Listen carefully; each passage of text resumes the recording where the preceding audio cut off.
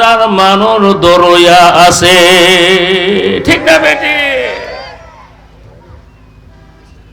সাম্বাদের মধ্যে তো হুদা বুলো আর বুলো তো নাকি এটা মানুষে বানাইছে। ঠিক না বেটি? জোরে গা সভাপতি দিকেছে গা তে কোরআন শরীফ পাই আমরা খুশি না বেজা? এই জোরে কান জোরে কান জোরে কা কোরআন পাই আমরা খুশি না বেজা? কোরআন হলো আসমানি কিতাব, কোরআন হলো রসুলের জিন্দা মুজেজা, আমরার জন্য রাইগে গেছে। আপনার মনে যদি যা মাবুদু নবীর একটা জিন্দা মুজেজা যদি হয়তো আমার একটা সুমা দিতাম, আল্লাহ কো নবীর জিন্দা মুজেজা তোর ঘরও আছে কোরআন শরীফ, ইচ্ছা মতো গিয়ে সময় গিয়া। ঠিক না বেটি? কিন্তু তোরা তো কোরআন সুমাস না, না সময় তোরা টেলিভিশন দে সুমাস, মোবাইল দে সুমাস। সুমা দিবার কাম কোরআন দে, সুমা দে টেলিভিশন দে, সুমা দে মোবাইল দে। মোবাইল তোমাদের বন্ধু হয়ে গেছে, কোরআন তোমাদের শত্রু হয়ে গেছে। ঠিক না বেটি? এ সমভাইলি মোবাইল সমভাইল, ঠিক আছে নিও।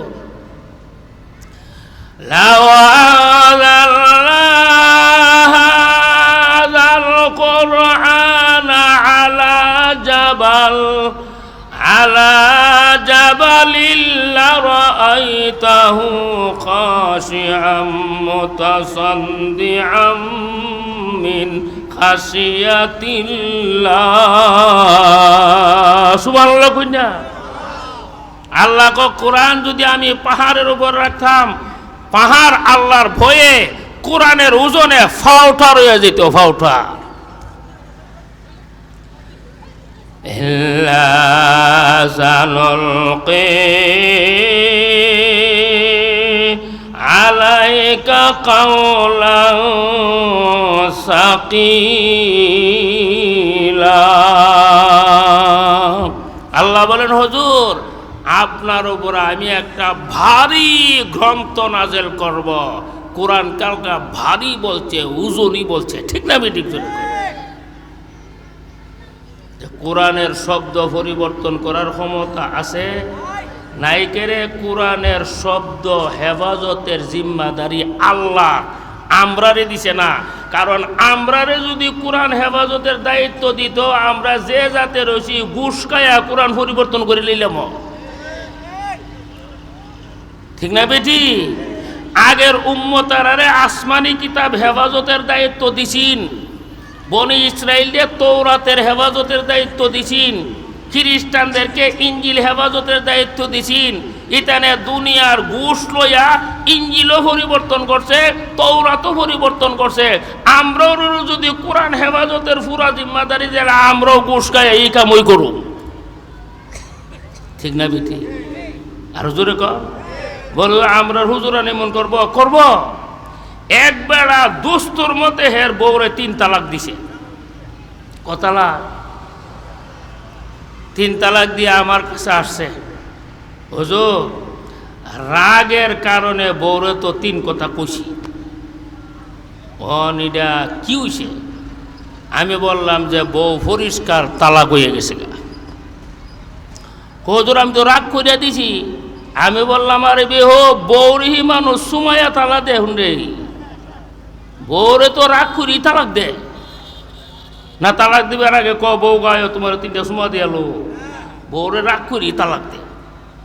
তোর বউ তালাক হইয়েছে।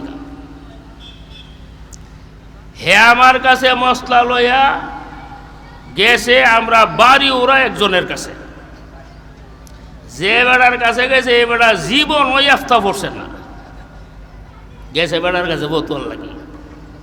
বেড়া কইছে তোর বউরে আমি জোড়া লাগাই দিতারুম 2000 টাকা দেওয়ার লাগবো।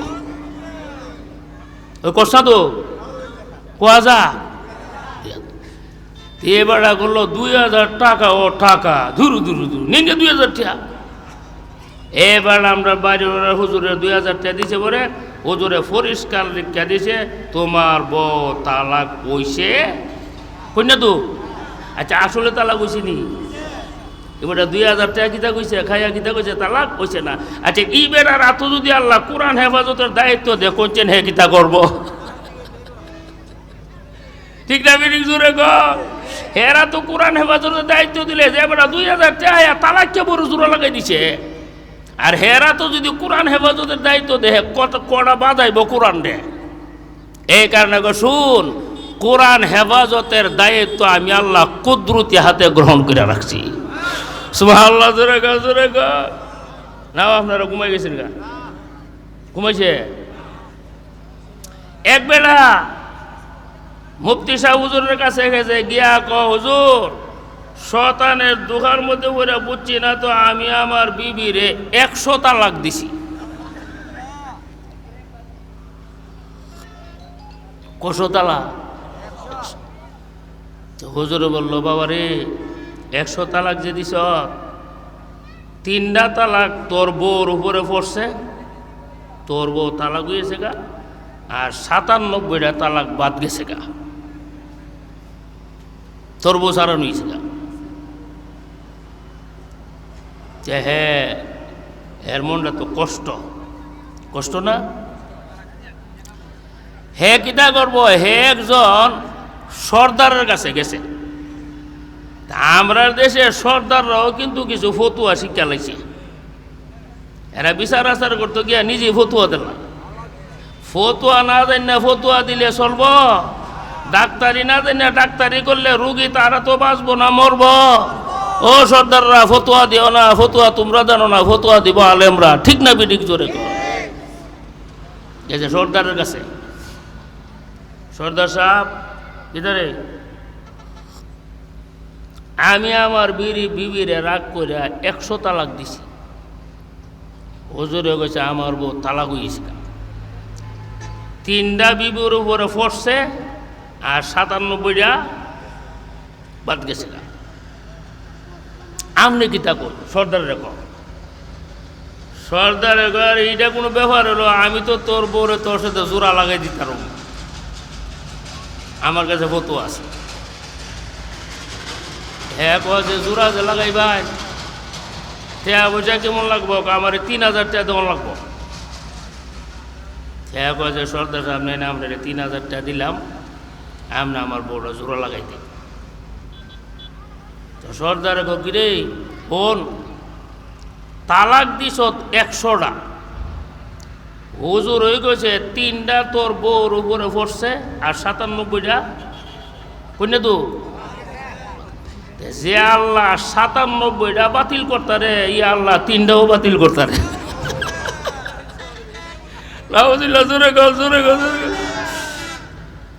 যে বস আসছেন হে আপনার কথা তো যুক্তিসঙ্গত কথা, আমার 3000 টাকা গেল, কোনো ফুরানি নাই।